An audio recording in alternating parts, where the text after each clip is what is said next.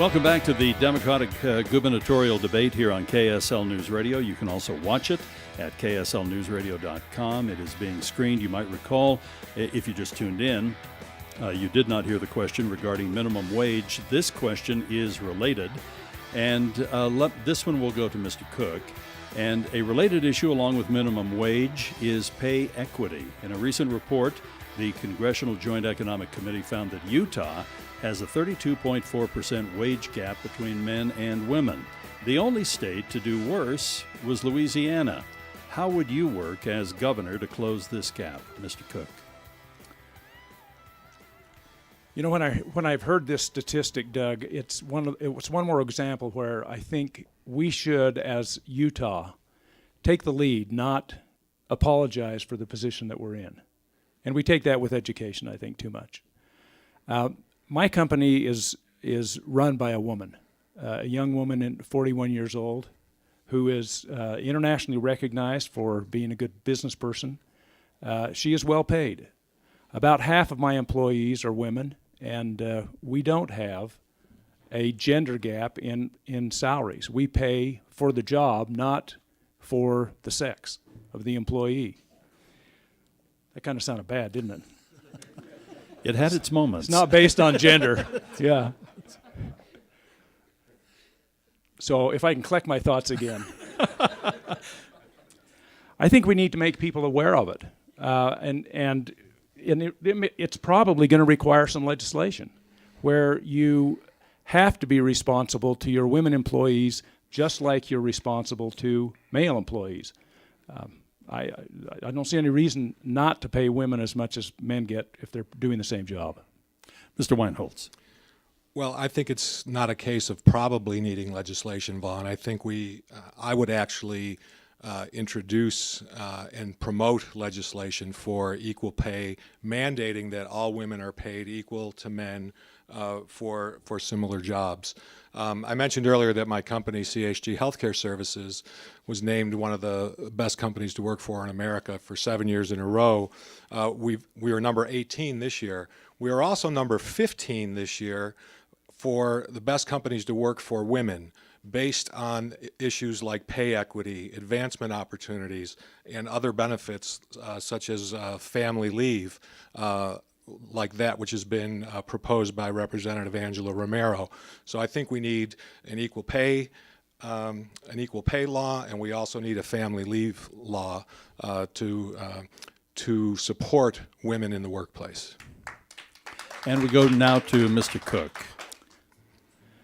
I think that all of us are close to women, and we need to be sensitive to the mothers who work.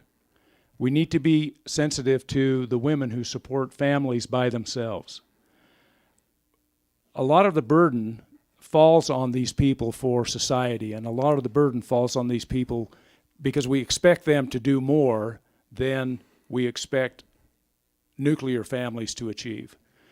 And I think part of this equality in pay will have an impact. I shouldn't say part of. This equality in pay will have a positive impact across the board. It's not just about putting more money into the pockets of women. It's about putting more money into each family in the state. Mr. Weinholz.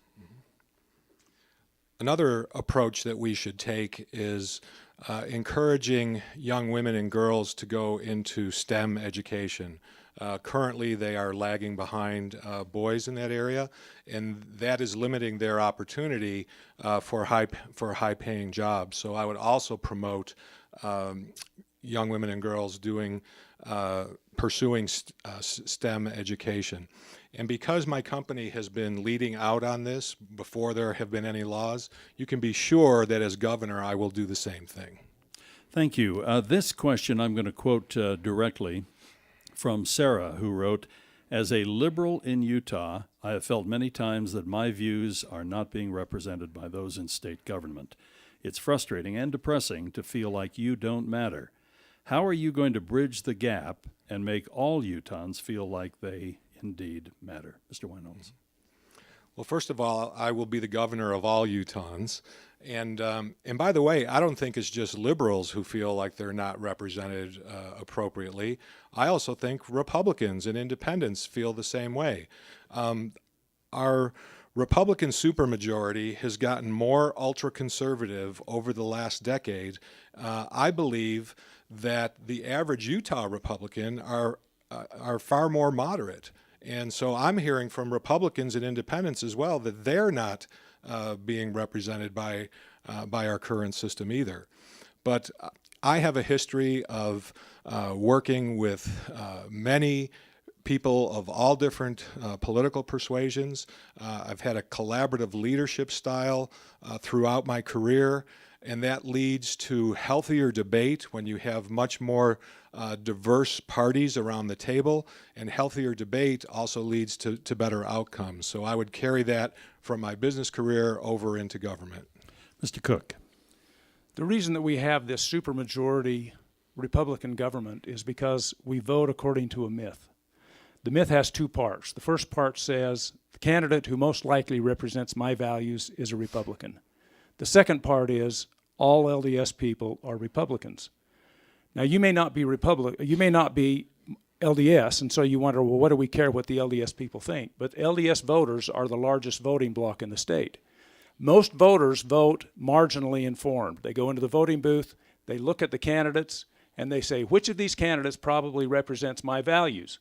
And the myth says it's the Republican, so they vote for the Republican. If they're LDS, the Republican is probably a Mormon, and the Democrat probably isn't, so they vote again for the Republican. The biggest challenge to become a legislator in this state is to get on the Republican ballot, because once you get in, this myth will take you into office. People in the state have to stop voting according to this myth. They have to become more informed. They have to vote for the candidate who truly does represent their values. And in many cases, that's the Democrat. That's the only way we fix our sick government. Mr. Weinholz. Well, speaking directly to the person who submitted the question, the other thing that I would do is stand up and fight for democratic values, because I believe democratic values are Utah values. Whether it's taking care of each other or educating our children or cleaning up our air, those are things that all Utahns care about, and they're issues that Democrats always lead out on. The other thing I will not allow our Republican friends to continue to define what a Democrat is and what kind of a candidate that I am. So I will speak out for democratic values, and I will relate them to Utah values because they are one and the same. Thank you very much. If I might just follow up, we talked about myths and so on and things that might affect the perception of not being represented in the state. It was also mentioned that many voters go in perhaps a little ill-prepared. Should Utah do away with straight party voting, just hitting that tab at the top? And just a quick response from both of you, and then we'll take a break. Let's go to Mr. Cook first.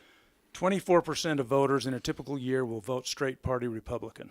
11% of voters in the state will vote straight party Democrat. The problem with straight party voting is it takes the responsibility away from the voter to be informed.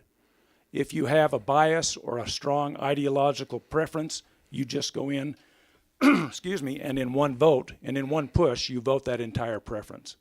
And then you miss all the down ballot opportunities, because you think, oh, I did my part, I voted straight party, and you may not vote on some of the other initiatives that have nothing to do with party. Mr. Weinholz. Well, Representative Patrice Arendt has, for a couple years in a row, introduced legislation, a Democrat, of course, to do away with straight party voting. And another thing that I think will help in this election cycle is if we have candidate Trump at the top of the ticket. I think that it will cause Utahns to abandon straight party voting, and they will be forced to look down ballot. And so we can thank Mr. Trump for that, not for many other things, but at least for that. We will take a brief break here at the bottom of the hour for our news. We will come right back, and we will continue with our Democratic debate for the governor's chair. We appreciate both of our candidates, Vaughn Cook and Mike Weinholz, joining us. So stay with us. You can also, this is being streamed, you can watch this on KSLNewsRadio.com.